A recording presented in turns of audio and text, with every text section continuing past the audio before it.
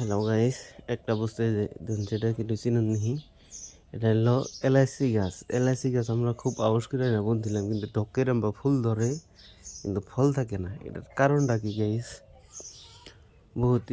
বহুতই ফুল আহে। এই যে গাছের কোয়ালিটি ভালো, খারাপ না। লাম্বাটা লম্বা বহুত এন্ড হয়েছে। এই যে দেখুন কি সুন্দর ফুল ধরছে, কিন্তু ফল থাকে না। এলাইচ বহুত ফুল আইলো, এর আগে বহুত ফুল আইলেও কিন্তু ফল থাকে না।